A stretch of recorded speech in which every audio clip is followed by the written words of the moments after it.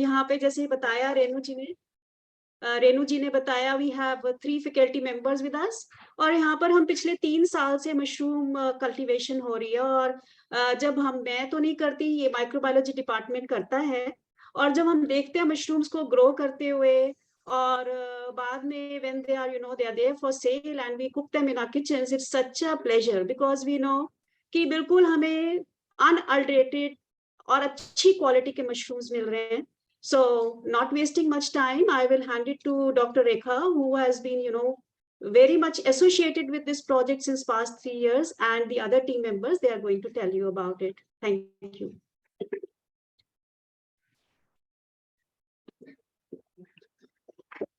Thank you, Jasdeep, for giving us rather this opportunity to interact with you all. And we also thank Rachna ji for inviting us for this webinar. My colleagues, Dr. Richa and Dr. Kohinoor, they will be talking about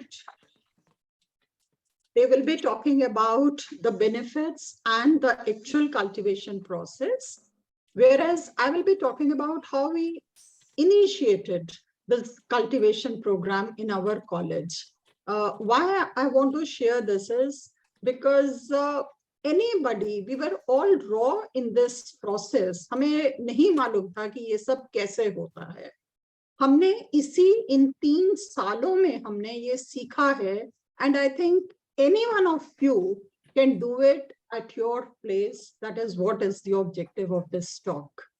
And it was in year 2020. You all know we were all afflicted with this COVID pandemic.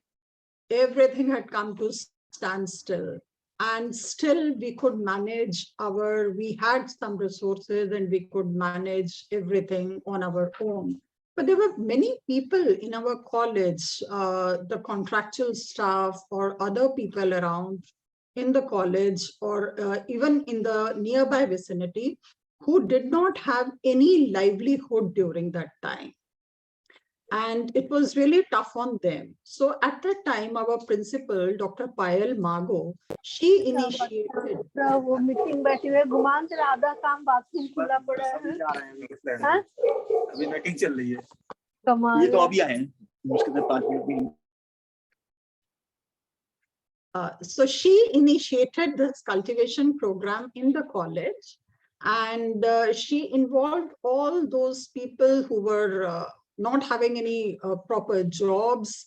And once she initiated that, she trained them, she imparted this skill set to them, and they could go back to their own villages, and in just 3-4 bighas of land, they could earn livelihood not only for themselves, but also to sustain their families. और फिर उसके बाद ma'am ने हमारे microbiology department को involve किया और कहा कि now you also take it to a further on a larger scale. और फिर हमने जब हमने शुरुआत की तो हमने बटन मशरूम से की थी, वेराइटीज के बारे में भी हम बताएंगे। और उसके बाद हमने डिफरेंट वेराइटीज की भी कल्टीवेशन की, वो सब भी हम आपको बताएंगे। और इस पूरे प्रोसेस में हमें खुद भी पता लगा कि मशरूम खाना कितना यूजफुल है। हम जिसको कभी कभार खाते थे, अब हमें लगता है कि नहीं, it should be a regular part of our diet. We all know it's part of keto diet. और जो इसका प्रोटीन कंपोनेंट है वो बहुत अच्छा माना जाता है, इन द सेंस स्पेशली हम अगर कोई वेजिटेरियंस हैं जो कि पल्सेस वगैरह बहुत खाते हैं, तो अगर पल्सेस ज्यादा खाते हैं तो यूरिक एसिड की कई बार प्रॉब्लम आ जाती है, और गाउट्स इस टाइप के परेशानियां भी उसके साथ में आती हैं। बट ये वाला जो प्रोटीन मशरूम्स में पाया जाता है, इससे ये यूरिक एसिड की प्रॉब्लम नहीं आती है। और एक बहुत अच्छा कल्टीवेशन एस्पेक्ट इस मशरूम का ये है कि जितना भी एग्रीकल्चरल वेस्ट और रेजिड्यू होता है उसको यूज किया जा सकता है कंपोस्ट बनाने में, जो कि मशरूम कल्टीवेशन के लिए जरूरी होती है। तो आज जब हम पराली की बात करते हैं, उससे एसोसिएटेड इतना धुआं, पॉल्यूशन और इनफैक्ट ये पॉलिटिकल मुद्दा तक बन जाता है, तो I think mushroom cultivation is a step forward in solving this problem of agricultural residue और managing this residue to some extent. So I think now this is how we initiated this cultivation program, and now it's been 3 years, as the Professor Jasjeet has told you. And right now also we are running a almost 4 to 5 month certificate program, and more would, I think, would be conveyed, would be told to you about this entire mushroom farming and its benefit by Dr. Kohinoor and Dr. Richa Sharma. They are also with us in the microbiology department. In fact, both of them are the ones who are the pillars of this program. And they are all the time on their toes along with their classes, and they are managing this program very well. So thank you once again. And I hand it over now to Dr. Kohinoor.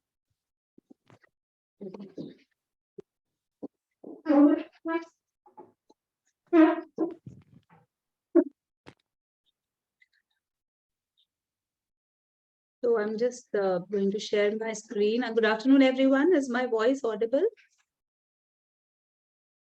Yes. All right. Please so I'm go just ahead. going to Hi. share my screen.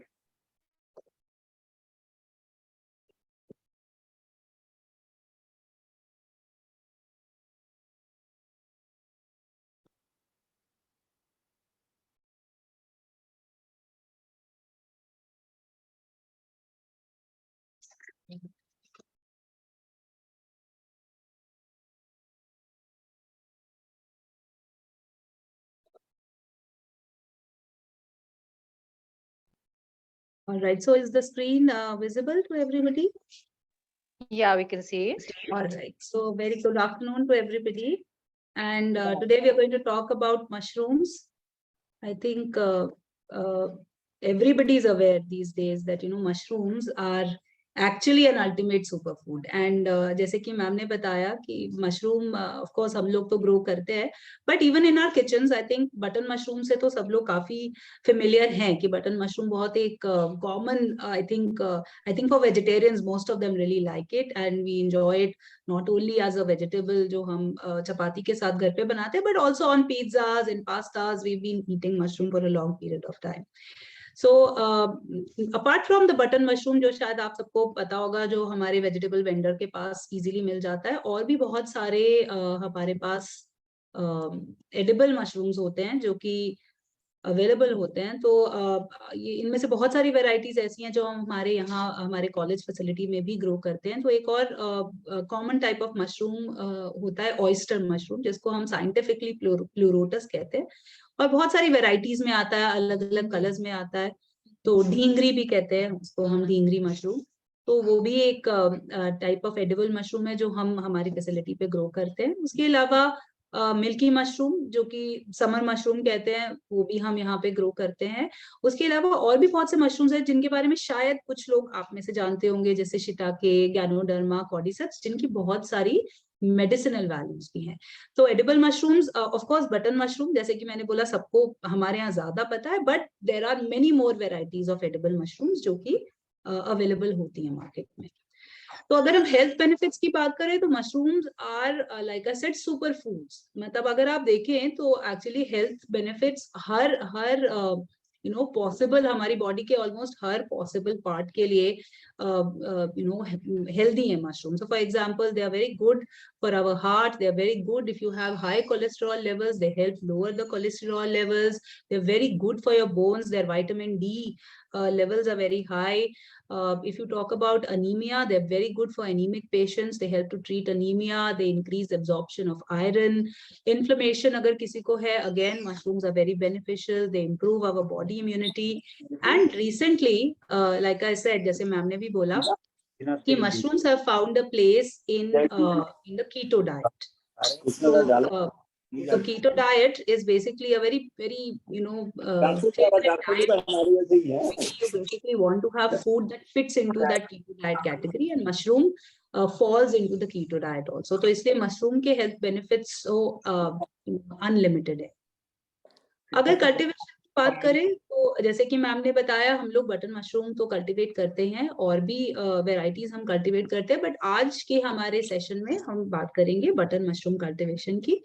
तो button mushroom जो कि बहुत easily available रहता है, scientifically हम इसको Agaricus कहते हैं।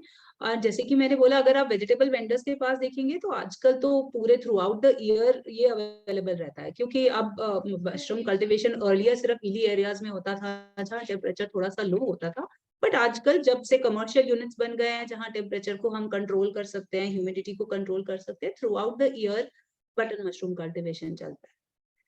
तो अगर हम कल्टीवेशन की बात करें तो कल्टीवेशन ऑफ बटन मशरूम जो है उसमें बेसिकली ये हमारे 6 स्टेप्स हैं, जो सिंपल, मैं इसको सिंपल तरीके से समझाऊंगी, बहुत ही सिंपल कंटेंट हम आपको बता रहे हैं। In case you have any doubts please feel free to ask in the end. तो सबसे पहली चीज जो बटन मशरूम कल्टीवेशन में हमें करनी पड़ती है वो है कंपोस्ट प्रेपरेशन। अब बटन मशरूम एक ऐसा मशरूम है जिसके लिए आपको एक तरीके का कंपोस्ट तैयार करना पड़ता है, और ये जो कंपोस्ट बनाने का काम है ये ऑलमोस्ट 1 महीना लगता है टू मेक दिस कंपोस्ट। तो सबसे पहले we have to make the compost. उसके बाद जब हमारा कंपोस्ट रेडी हो जाता है उसके अंदर हम हमारा स्पॉन मिक्स करते हैं। स्पॉनिंग जिसमें कि जैसे कि जब आप प्लांट्स को ग्रो करते हैं तो सीड्स यूज करते हैं फॉर ग्रोइंग योर प्लांट्स। तो मशरूम के जो, एक तरीके से सिंपल लैंग्वेज में बोले तो मशरूम के जो सीड्स होते हैं उनको हम स्पॉन कहते हैं। तो एक बार आपने कंपोस्ट बना लिया, उस कंपोस्ट के साथ आप स्पॉन को मिक्स करेंगे, जैसे कि आप किसी भी वेजिटेबल को ग्रो करने के लिए सीड्स को मिक्स करते हैं सॉइल में। तो यहाँ पे हम कंपोस्ट के साथ सीड्स मिक्स करेंगे, स्पॉन मिक्स करेंगे, और स्पॉन मिक्स करने के बाद हम अलाउ करेंगे हमारे फंगस को ग्रो करने के लिए। शायद आप में से बहुत लोग जानते होंगे मशरूम एक टाइप का फंगस है। तो जब हम शुरू करते हैं तो फंगस जो है वो, जैसे आप लोगों ने देखा होगा, फंगस अक्सर वो पाउडरी मास जैसा दिखता है, कई बार आपकी ब्रेड पे फंगस लग जाता है या किसी भी। तो जो मशरूम का ग्रोइंग इनिशियल फेज मशरूम के केस में भी जो फंगस होता है वो पाउडरी मास की तरह या ऐसे फिलामेंट्स की तरह ग्रो करता है। तो जब हम स्पॉन के साथ मिक्स करते हैं कंपोस्ट को तो हमें उस फंगस की माइसीलियम या उस फंगस के थ्रेड्स जो हैं वो ग्रो करते हुए नजर आएंगे कंपोस्ट पे। और एक बार स्पॉनिंग हो गई, स्पॉन के बाद हम स्पॉन रन कर लेते हैं, मतलब ग्रोथ हो जाती है जब फंगल माइसीलियम की, तब हम नेक्स्ट स्टेप पे जाते हैं जो कि होता है केसिंग। उसके बाद नेक्स्ट स्टेप जिसको हम बोलते हैं pinning, and then finally cropping या फ्रूटिंग स्टेज, जब हमारे मशरूम जो है फाइनली आने लगते हैं। तो हम एक एक करके इन स्टेप्स को देखेंगे, विल ट्राई टू अंडरस्टैंड कि कैसे कैसे हम इन स्टेप्स को कैरी आउट करते हैं। तो सबसे पहले जैसे कि मैंने बोला, बटन मशरूम में most important is compost preparation. तो कंपोस्ट क्या होता है? कंपोस्ट बेसिकली एक तरीके का सबस्ट्रेट है, एक तरीके का न्यूट्रिएंट है जो हम बनाते हैं हमारे मशरूम के लिए। तो उसको बनाने के लिए हमें we start with our raw material. तो जैसे कि पहले रेखा मैम ने भी बताया कि जनरली मशरूम की सबसे अच्छी बात ये होती है कि ग्रो करने के लिए इन्वेस्टमेंट कम है, क्योंकि अगर आप सबस्ट्रेट देखें, स्टार्टिंग मटेरियल देखें, तो most of it is agricultural waste. जो हमारा गेहूं का और हमारे चावल का जो भूसा होता है जो बचता है आफ्टर जब हमारा निकाल लेते हैं हम व्हीट और राइस ग्रेन, तो जो बचता है उस सबस्ट्रेट को हम यूज करते हैं फॉर कंपोस्टिंग। तो उस सबस्ट्रेट से हम कंपोस्टिंग करते हैं। उसको हम किस तरीके से करते हैं वो मैं अभी आपको बताऊंगी। तो कंपोस्ट हम जब कर लेते हैं तो वो हमारा जो सबस्ट्रेट, स्टार्टिंग सबस्ट्रेट होता है, वो बेसिकली उसमें डिकम्पोज हो जाते हैं प्लांट रेसिड्यूज, और we end up having nutrients which are useful for the growth of mushroom. तो सबसे पहले in the first step we are going to do compost preparation. अब कंपोस्ट प्रेपरेशन के लिए हमें क्या क्या इंग्रेडिएंट्स चाहिए? जैसे मैंने बोला कि ज्यादातर अगर आप देखेंगे तो जो मटेरियल यूज होता है कंपोस्ट में वो सब एग्रीकल्चरल बेस्ड है, जैसे कि व्हीट स्ट्रॉ, मैन्योर, जिप्सम। तो ये ऐसी चीजें हम डालते हैं कंपोस्ट में। तो हमें क्या चाहिए? एक कार्बोहाइड्रेट मटेरियल, कोई कार्बन सोर्स हो, जैसे कि व्हीट स्ट्रॉ या पैडी स्ट्रॉ या फिर sugar cane bagasse, sugar cane leaves, इनमें से कुछ भी हम यूज कर सकते हैं as a carbon source. Nitrogen source के लिए हम उसके अंदर व्हीट ब्रान अक्सर यूज करते हैं, and of course some fertilizers we add. कुछ मिनरल्स ऐड करने पड़ते हैं, super phosphate and muriate of potash. And ultimately हमें एक कंपोस्ट बनाना है जिसके अंदर राइट टेक्सचर और पीएच जो है वो आ जाए। तो ये हमारे इंग्रेडिएंट्स हैं जो कि हम यूज करते हैं। बहुत सारी रेसिपीज हैं, अगर आप देखेंगे तो बहुत सारी रेसिपीज है जिससे आप कंपोस्ट बना सकते हैं, लेकिन ज्यादातर में आप देखेंगे सिमिलर ही इंग्रेडिएंट्स होते हैं। तो the one that we make here at our facility, we start with wheat straw. तो व्हीट स्ट्रॉ हम यूज करते हैं, और urea, CAN super phosphate, muriate of potash, wheat bran, molasses, gypsum.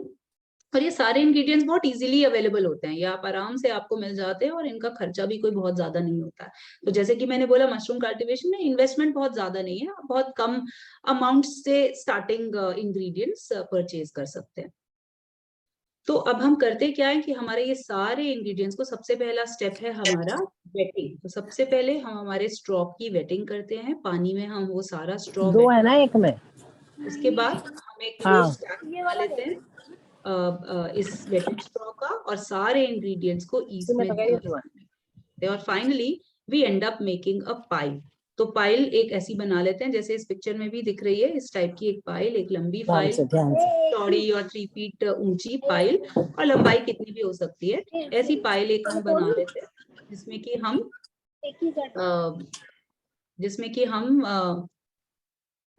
Composting होने देते हैं। तो हम क्या चाहते हैं कि हमने जब ये पाइल बना दी, इंग्रेडिएंट्स जो है वो धीरे धीरे कंपोस्ट में कन्वर्ट होते जाएं, डिकम्पोज होते जाएं। और डिकम्पोज इसलिए होते हैं क्योंकि इन सब मटेरियल्स को जब हम मिक्स करते हैं, तो जो नेचुरल जो हमारे बैक्टीरिया और फंजाई प्रेजेंट होते हैं, वो धीरे धीरे हमारे इन मटेरियल्स को डिग्रेड या डिकम्पोज करने लगते हैं, और ये पाइल जो है धीरे धीरे कंपोस्ट में कन्वर्ट हो जाती है। तो इस तरीके की जो पाइल है हमें बनानी है, और फिर हमें इसको 7 टाइम्स टर्निंग करनी है। टर्निंग का मतलब होता है कि हर 2 दिन के बाद, हर 2 दिन छोड़ के हमें इस पाइल को उल्टा करना है। उल्टा करने का मतलब है जो अंदर वाला पोर्शन है उसे हमें बाहर की तरफ ले आना है, और बाहर वाले पोर्शन को अंदर की तरफ ले आना है।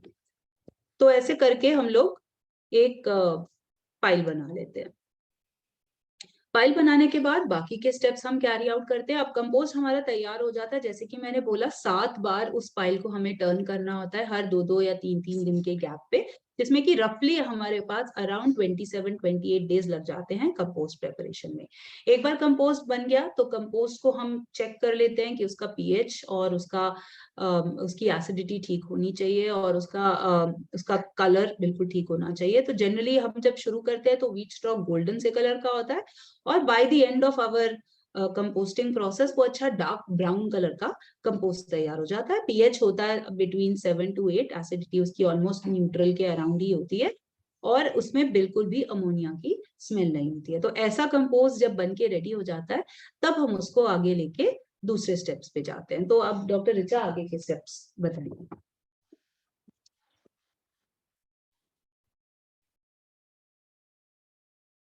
Good afternoon everyone. तो जैसे डॉक्टर कोहिनूर ने बताया कि compost is the first and most essential requirement जिसमें हम ग्रो करेंगे। तो उसके बाद हम डालते हैं स्पॉन।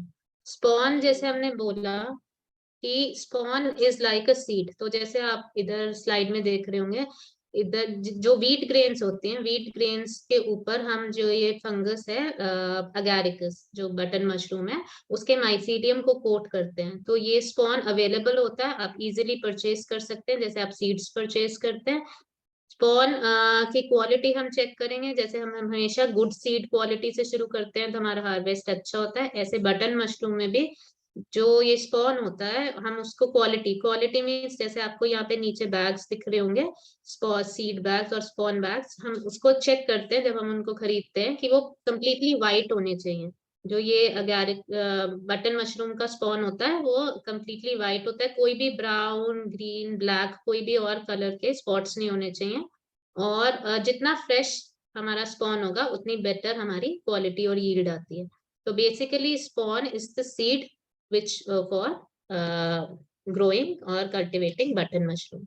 अब स्पॉनिंग क्या होती है? स्पॉनिंग बेसिकली क्या होती है, जब हम मिक्स करते हैं इस स्पॉन को अपने रेडी कंपोस्ट में। तो जैसे ये कंपोस्ट रेडी हुआ था यहाँ पे, हमें उसमें स्पॉन मिक्स करना है। स्पॉन मिक्स मीन्स हम 2 तरीके से मिक्स करते हैं। जैसे अभी पाइल दिखाई थी, वो पाइल को हम ओपन करते हैं, उससे पहले जो ये सारा प्रोसेस है, इस सारे प्रोसेस में हमें काफी स्टेरिलिटी मेंटेन कर, स्टेरिलिटी इन द सेंस हम नहीं चाहते कि कोई कंटामिनेशन या कोई और बैक्टीरिया या फंगस ग्रो करे।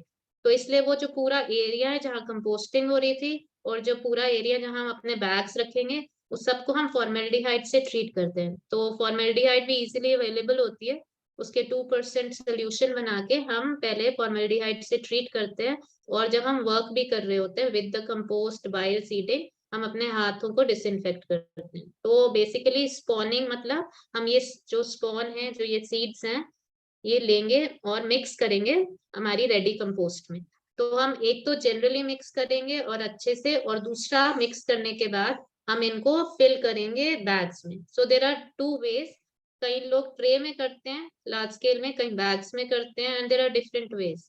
तो हम अपनी फैसिलिटी में हम बैग्स में तो they are normal polypropylene bags 20-20 kg के ह्यूज बैग्स होते हैं, उसमें हम 10-10 kg जो स्पॉन मिक्स कंपोस्ट है उसको फिल करते हैं। फिल करने के बाद थोड़ा सा कंपोस्ट हम on the surface of the bag भी डालते हैं, which is known as top spawning. तो एक तो और लोअर स्पॉनिंग हमने की थी क्योंकि हमने पाइल ओपन करके अच्छे से उस पर स्पॉन मिक्स किया था। उसके बाद बैग में भरने के बाद भी हम टॉप स्पॉनिंग करते हैं। After that we close the bags, मतलब ऐसे कवर कर देते हैं बैग्स को, थोड़ा सा कंपोस्ट को अच्छे से टाइट कर देते हैं बैग्स में so that you do not have a lot of air, and then you cover them with the same PP bag polythene, और फिर उसके बाद हम उसको रखते हैं, इंक्यूबेट करते हैं मशरूम हाउस में। So what you also needed is a small place. जैसे बोला था इजी टू ग्रो है, तो कंपोस्टिंग प्रोसेस थोड़ा लंबा है, जैसे बोला कि 7 turnings 1 month, but you know we you can also, anybody can start with a ready compost bag। अगर spawned bags है तो उसको आपको क्या करना है कि you need to, we have here a mushroom house, generally facilities have mushroom house। mushroom house is nothing but a very you know a clean closed rooms which has a lot of racks। क्योंकि हमें next चीज क्या करनी है, जो हमारी seeds या spawn हमने डाला है हमें उसको करेक्ट कंडीशंस देनी है so that it can start growing. ठीक है, तो conditions for it to grow is 24 degree Celsius, जो आजकल टेम्परेचर जो चल रहा है वो बटन मशरूम का ही है।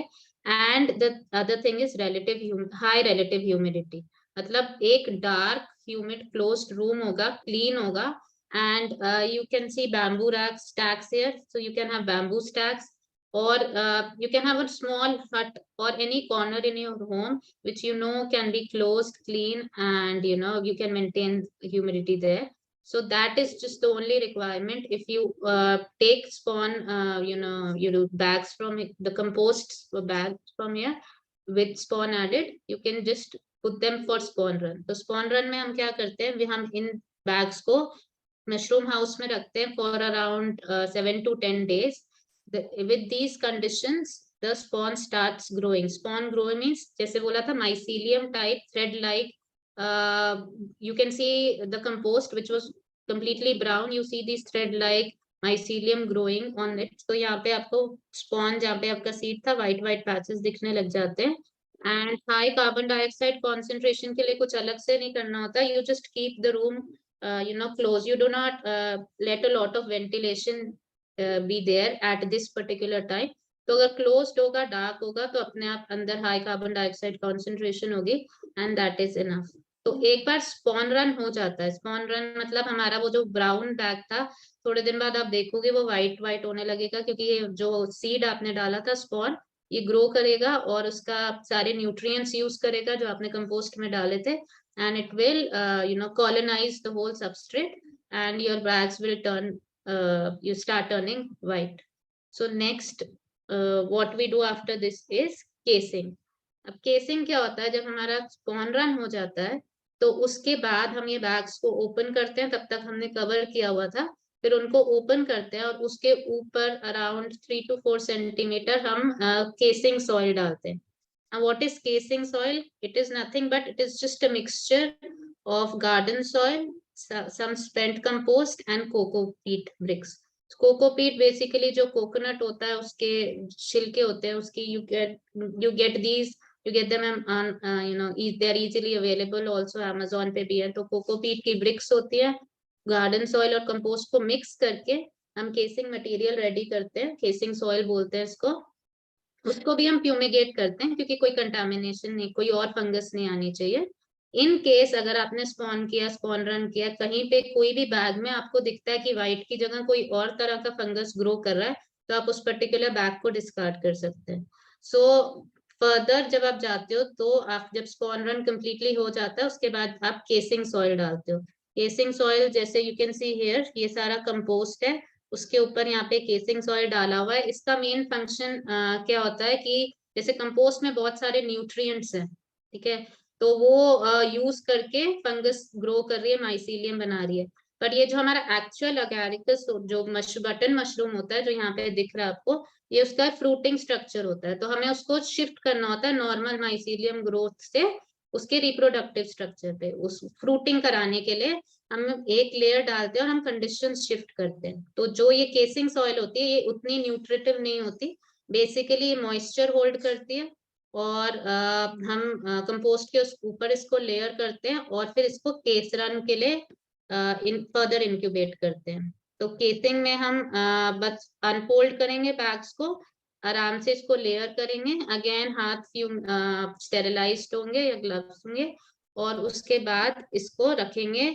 अगेन जैसे स्पॉन रन हुआ था, मतलब वो जो सीड है वो ग्रो हुई थी, ऐसे ही आपका माइसीलियम थोड़े दिन में you will see it coming on the surface.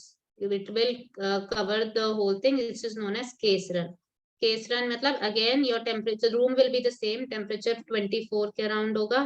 high humidity maintain करना बहुत important है, because humidity is an essential parameter for it to grow. Mushroom in itself has a lot of water content, तो high humid conditions चाहिए और winter ये temperature चाहिए। तो in the same mushroom house जब आप केसिंग करके रखोगे, so you will see this thing like this. So you have casing, मतलब 8 to 10 days में ये केसिंग सॉइल है, केसिंग सॉइल के सरफेस पे white you will see them growing. So this is known as case run, मतलब पूरा white mycelium spread हो गया है आपकी केसिंग सॉइल पे। तो जब ये केसिंग सॉइल पे स्प्रेड हो जाएगा, और आपको ये भी ध्यान रखना है कि during the case run you have to go and check and sprinkle some amount of water. You don't have to let the casing soil dry, मतलब वो dehydrate नहीं होनी चाहिए, dry नहीं होनी चाहिए। तो एक तो आप रूम की ह्यूमिडिटी देखोगे कि मेंटेन्ड है, high relative humidity in the room, and if needed once or twice a day you will have to sprinkle water. Now when you are adding water, excess भी नहीं होना चाहिए, you just have to sprinkle it over the surface. बहुत excess नहीं होना चाहिए कि वो ड्रिप हो रहा है बैग में से, बट यस इतना कम नहीं होना चाहिए कि ड्राई हो जाए बैग का surface.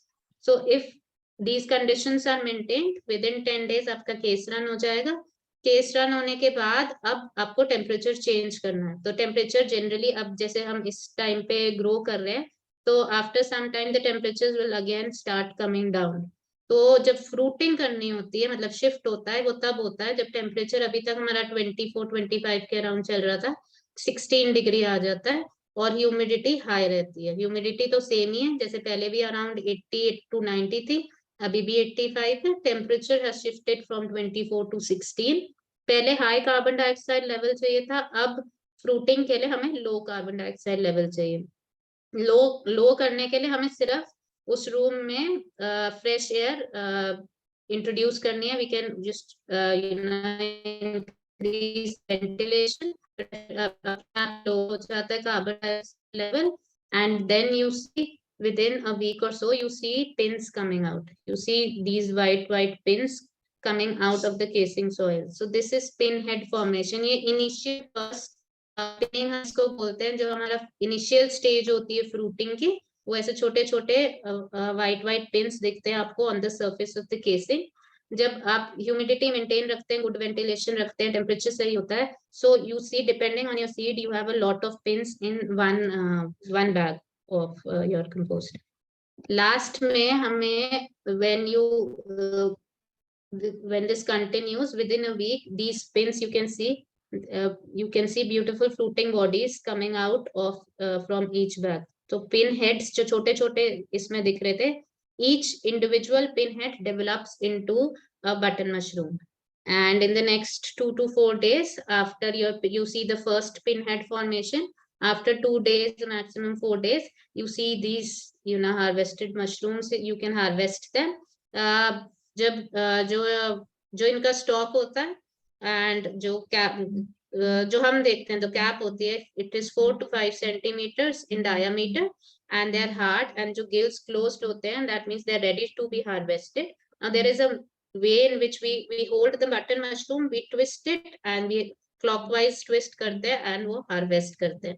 So we can, and you know, one from the other good thing is that from one bag you can harvest many times. So हमारा जो first flush होता है उसके बाद नीचे से और माइसीलियम ग्रो होता रहता है और बाद फिर से वो पिन हेड्स बनाता है. So from a single bag you can have around 3 to 5 flushes over a peak. After 4 days you can harvest another flush. So this is from our previous harvest. So last time, like ma'am told you, we are running a certificate course right currently also.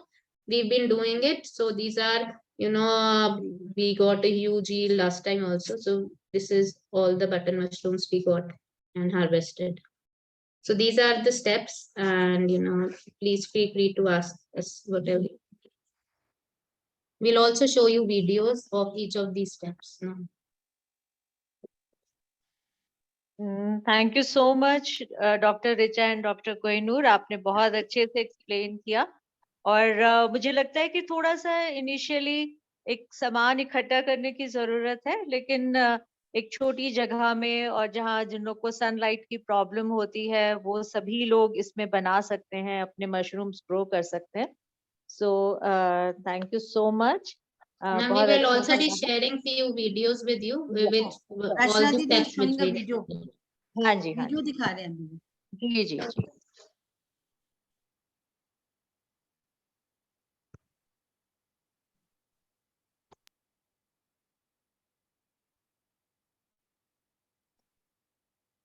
So we'll start with the first video. We'll start with the first step, composting वाला step. हम वहीं से शुरू करेंगे. आइए आज आपको लेकर चलते हैं पहली स्टेज के ऊपर, जहां पर हम बटन मशरूम ग्रो करने के लिए जो व्हीट हस्क है उसको हम गीला करके हमने रखा है.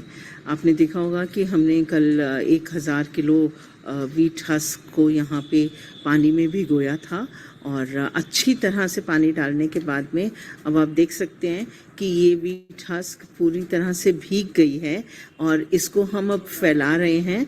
और इस फैलाने के बाद में अगर हम इसके अंदर कुछ इंग्रेडिएंट्स मिलाएंगे, इसमें हमें कार्बन और नाइट्रोजन की रेशो पूरी ठीक से रखनी है.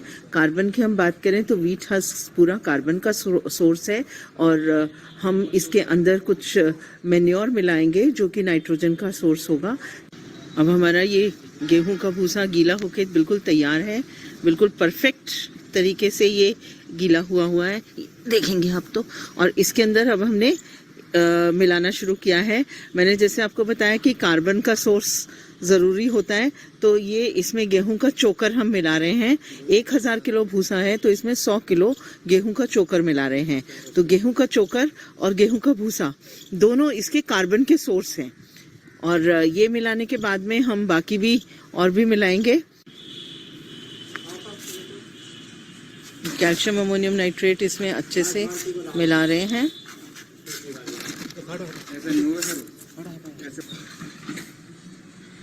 इसमें अब हम 17 किलो के आसपास का यूरिया डाल रहे हैं, और ये यूरिया भी ऑर्गेनिक है. यूरिया नीम के ऊपर बेस्ड यूरिया है. इस यूरिया से हीट भी प्रोड्यूस होगी. जब हम इसका हीप बनाएंगे तो इससे यूरिया से हीट प्रोड्यूस होगी, जिसकी वजह से कंपोस्टिंग थोड़ी फास्ट भी हो जाएगी. तो अभी जब हम हीप बनाएंगे तो हम आपको दिखाएंगे कि किस प्रकार से हीप को दबा दबा के बनाते हैं. हमारे सारे इंग्रेडिएंट्स इसमें मिल गए हैं. इसके अंदर 1000 किलो भूसे के अंदर 100 किलो चोकर है, 27 किलो के आसपास कैल्शियम अमोनियम नाइट्रेट या कैल्शियम नाइट्रेट आप जो भी डालना चाहें वो है. इसमें 17 किलो यूरिया है, और साथ में 10 किलो सुपर फॉस्फेट है. अब इसको अच्छे से हम मिक्स करेंगे और मिक्स करने के बाद इसकी एक हीप बनाएंगे। हीप की जो ऊंचाई होगी वो करीब 1.5 फुट होगी, उसकी चौड़ाई 1 फुट 1.25 फुट के आसपास, और लंबाई कितनी भी रह सकती है। अब ये देखिए हम इसको किस प्रकार से इसको अच्छी तरह से इसकी मिक्सिंग कर रहे हैं, और इस पूरे मिक्सचर में जिसमें कार्बन, नाइट्रोजन, फास्फोरस और कैल्शियम, इन सब के सॉल्ट्स मिले हुए हैं, उनको हम यहाँ पे मिलाएंगे और इसके बाद में इसको एक हीप के उसमें कन्वर्ट करेंगे। ये देखिए इस प्रकार हाथों से मिक्सिंग करी जा रही है। अगर हम कमर्शियल उसके ऊपर मशीनों का उपयोग करना चाहते हैं तो मशीनों से भी मिक्सिंग की जा सकती है। डियर फ्रेंड्स, अब हमारा सब कुछ मिक्सचर तैयार हो चुका है और इसका हम एक हीप बनाने की तैयारी कर रहे हैं। आप देख रहे होंगे कि एक प्रिलिमिनरी हीप हमने यहाँ पे बनानी भी शुरू कर दिया। अब इसको दबा के हम एक कॉम्पैक्ट हीप बनाएंगे। ये हीप की जो चौड़ाई रखेंगे वो 1 मीटर तक, और जो ऊंचाई होगी करीब 1.5 मीटर तक की ऊंचाई रखेंगे। लंबाई कितनी भी हो सकती है।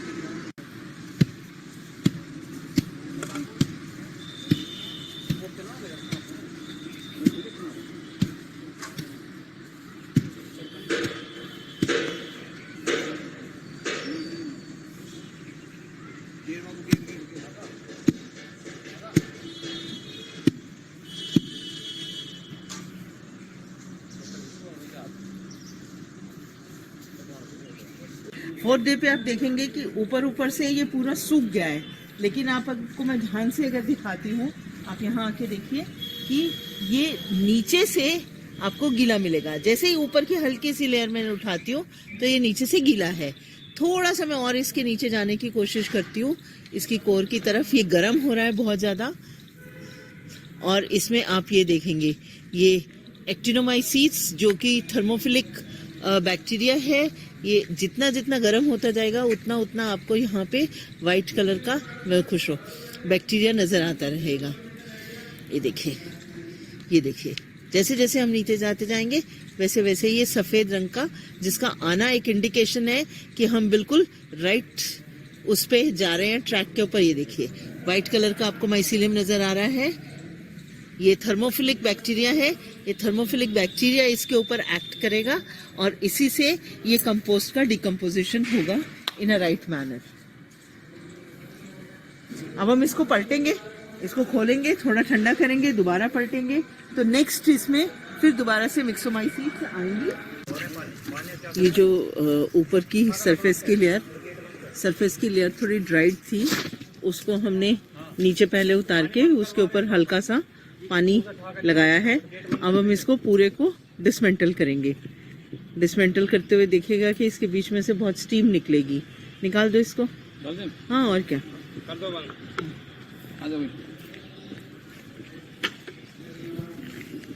इसकी अंदर की कोर जो अंदर की कोर है वो सबसे ज़्यादा गर्म होगी, और कोर के बाद में जो ऊपर की लेयर होगी वो थोड़ी कम गर्म होगी, और सबसे ऊपर की लेयर बिल्कुल गर्म नहीं होगी। और उस हीट की वजह से जो इसमें हीट प्रोड्यूस हुई है बिकॉज ऑफ इसके कॉम्पैक्ट हमने जो दबाया है, आप देखेंगे कि इसके बीच में से बहुत ज़्यादा आपको वाइट कलर का एक्टिनोमाइसीट्स नज़र आ रहा है। 2 मिनट बहुत गर्म है। इसमें से आप देखेंगे कि बीच में से स्टीम प्रोड्यूस हो रही है। ये करीब 60, 70, 80 डिग्रीज तक का इसका टेम्परेचर होगा। दूर तक इसकी हीट, ये निकाल लो इसमें से पॉलिथीन, दूर तक इसकी हीट आपको महसूस भी हो रही है और बिल्कुल एकदम गर्म धुएं की तरह बीच में से निकल रहा है। ये इसकी कोर बहुत गर्म होगी इस समय, तो जो भी इसके अंदर इंसेक्ट्स वगैरह भी होंगे वो भी इस कोर की वजह से मर जाएंगे, इसको इस हीट की वजह से। और इस बिकॉज ऑफ हीट इसमें जो थर्मोफिलिक बैक्टीरिया और फंजाई है वो इस समय इसमें ग्रो कर रहे हैं। तो जो एक कंट्रोल्ड कंपोस्टिंग होनी चाहिए थी वो कंट्रोल्ड कंपोस्टिंग इसमें हो रही है। दास सर को बोलो, ये इसको देखना कितना जबरदस्त वाइट है। ये इसको क्लोज करके दिखाओ। ये और इसमें आपको अच्छी खासी अमोनिया की स्मेल इस समय आ रही है। थोड़ा एसिडिक भी है ये, धीरे धीरे इसकी कंट्रोल कंपोस्टिंग करते हुए अगली बार भी जब हम इसको करेंगे तो इसमें हीट होगी, नेक्स्ट उसके ऊपर भी हीट होगी। अंदर जैसे जैसे हम कोर को निकालते जाते हैं, सबसे ज्यादा कोर गर्म है, सेंट्रल पोर्शन, और साथ ही साथ उसमें बहुत जबरदस्त एक्टिनोमाइसीट्स हैं, थर्मोफिलिक बैक्टीरिया एंड फंजाई है उसमें, जो कि हीट में ही ग्रो करते हैं। आज हमारा ये उसके लिए स्पॉनिंग के लिए रेडी है, अच्छे से ये पक चुका है और इसका टेम्परेचर जो है अभी 50 से 60 डिग्री है। और जब इसका टेम्परेचर 40 या 35 से 40 डिग्री आएगा तब इसको हम स्पॉनिंग करेंगे। इसका थोड़ा सा वाटर करेक्शन हमें करना पड़ेगा, कहीं कहीं ड्राई है, तो जैसे ही हम इसको स्पॉनिंग बेड में डालेंगे उस समय पे हम इसका वाटर करेक्शन करेंगे। कहीं कहीं पे ही ड्राई है ये, जैसे अंदर से मैं देखूंगी तो ये ड्राई नहीं है। इसमें से अब देखेंगे कि दबाने पे थोड़ी थोड़ी वाटर ड्रॉपलेट्स निकल रही हैं।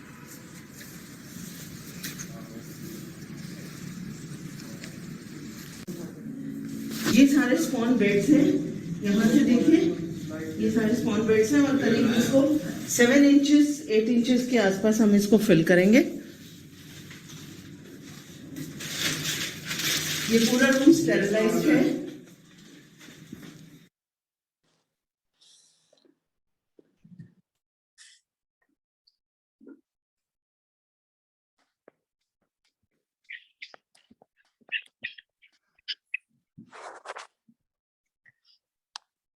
Yeah, there is one more video that I'm just going to share.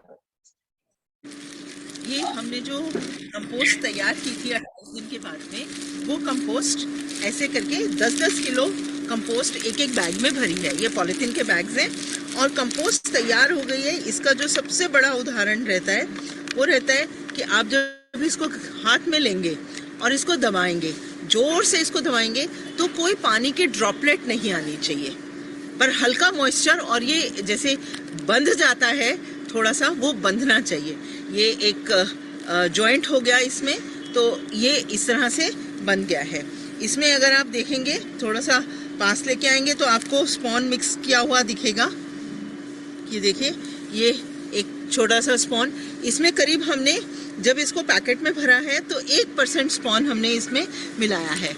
ये देखिए, ये यहाँ पे आपको व्हाइट कलर का स्पॉन दिखाई दे रहा होगा। अब मैं स्पॉन कैसा होता है ये आपको बता देती हूँ।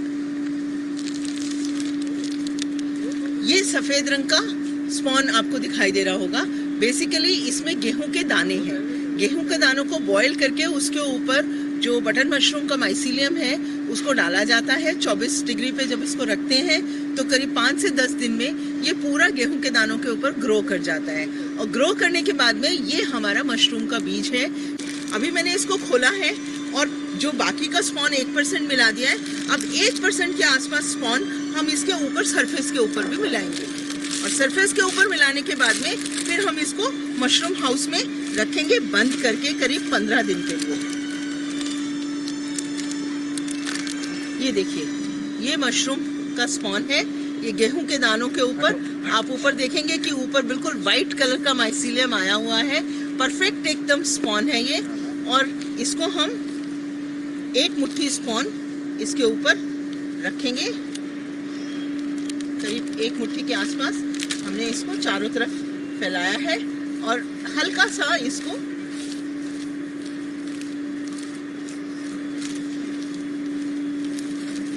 अब इस पैकेट को हम, ये हमारा पैकेट पूरा स्पॉनिंग के बाद में, मतलब हमने बीज डाल दिया, स्पॉनिंग के बाद में पूरा पैकेट तैयार हो गया। अब इस पैकेट को उठाकर हम अपने मशरूम हाउस में रखेंगे। आइए अब नेक्स्ट स्टेज पे चलते हैं, केजिंग के ऊपर। अब देख रहे होंगे कि जो हमने यहाँ पे खाद जो बनाई थी हमने मशरूम की भूसे से, वो इसमें भरने के बाद में इसमें स्पॉनिंग कर दी थी। अभी भी आपको कहीं कहीं स्पॉन कंसंट्रेटेड यहाँ पे दिखाई दे रहा होगा।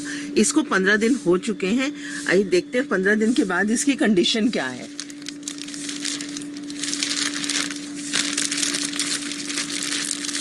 ये देखिए ऊपर किस तरह से माइसीलियम आया हुआ है, पूरा इसने जाल बना लिया, इसके ऊपर पूरा नेटवर्क कर लिया है माइसीलियम का, और इस माइसीलियम का नेटवर्क बनने के बाद में अब ये पूरा इसका वेजिटेटिव स्टेज पूरी खत्म हो चुकी है।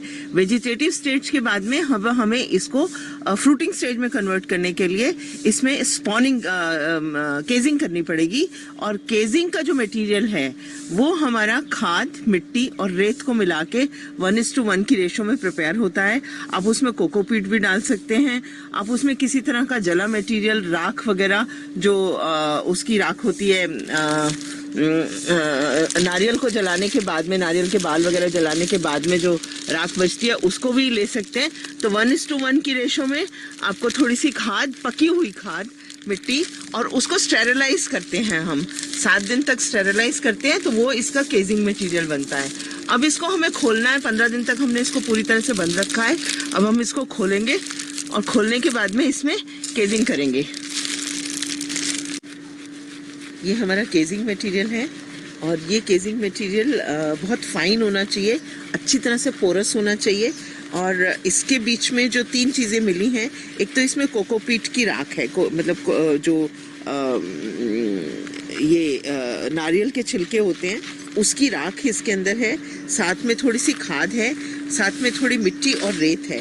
तो 1:1 की रेशो में कर सकते हैं। अब 1:1 की रेशो में अच्छी पकी हुई खाद, मिट्टी और रेत भी मिला के और अच्छे से छान के, उसमें कोई पत्थर वगैरह ना हो, उसको केजिंग मटेरियल की तरह इस्तेमाल कर सकते हैं। स्टार्ट। ये अब इसको हमने खोल दिया है, इसके ऊपर फाइन लेयर ऑफ केजिंग डालेंगे करीब 1.5 से 2 इंच की, और बिल्कुल हल्के हाथ से डालेंगे जिससे इसकी पोरोसिटी मेंटेन्ड रहे।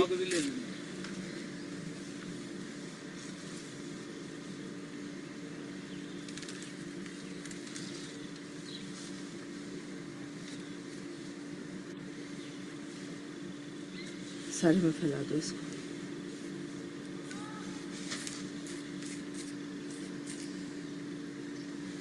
और उसके ऊपर एक न्यूज़पेपर बिछाएंगे, डबल लेयर या 4 लेयर। और न्यूज़पेपर को हल्का हल्का मॉइस्चर हम रोज दे सकते हैं, उसकी वजह से अंदर तक, नीचे तक केजिंग सॉइल में मॉइस्चर रहेगा। ये हम करते हैं इसकी जो वेजिटेटिव स्टेज है, जो माइसीलियल स्टेज है, उसको फ्रूटिंग स्टेज में, बटन स्टेज में कन्वर्ट करने के लिए।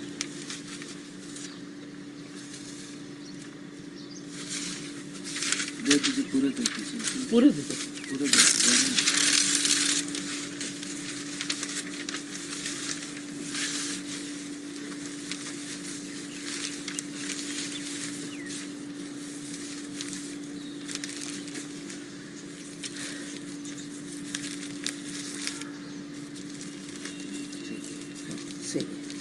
उसको भी ऐसे कर सकते हो।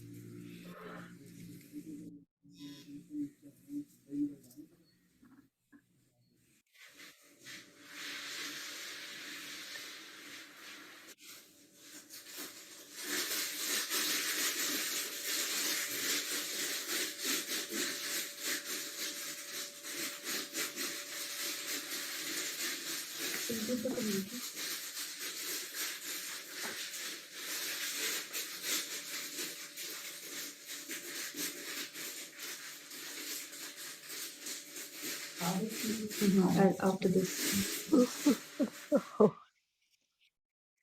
So bags like this, if you feel that you can't carry out the whole process because composting का काम थोड़ा लंबा है, तो हमारी फैसिलिटी पे हम रेडी टू यूज बैग्स भी बनाते हैं, जहाँ पे कंपोस्ट ऑलरेडी उसमें होता है और स्पॉन मिक्स्ड होता है और केसिंग भी की होती है। आप हमसे वो बैग्स भी खरीद सकते हैं और आप अपने घर पे फ्रेश मशरूम्स को हार्वेस्ट कर सकते हैं and you can use them. मतलब अगर आप पूरा प्रोसेस खुद ना करना चाहें तो रेडी टू यूज बैग्स भी अवेलेबल होते हैं। बैग्स भी ले सकते हैं। वाओ, अमेजिंग, बहुत ही सुंदर लग रहा है देखने में। ये सारा हमारा फैसिलिटी का यील्ड है सारा। हम Wow. Every year we are producing these mushrooms here and they are fresh and they are organic. We are not using any chemicals. तो जनरली जो Wow. मार्केट में मशरूम मिलते हैं वो बहुत वाइटिश होते हैं बिकॉज ब्लीच एक्चुअली यूज किया जाता है टू मेक देम वाइट।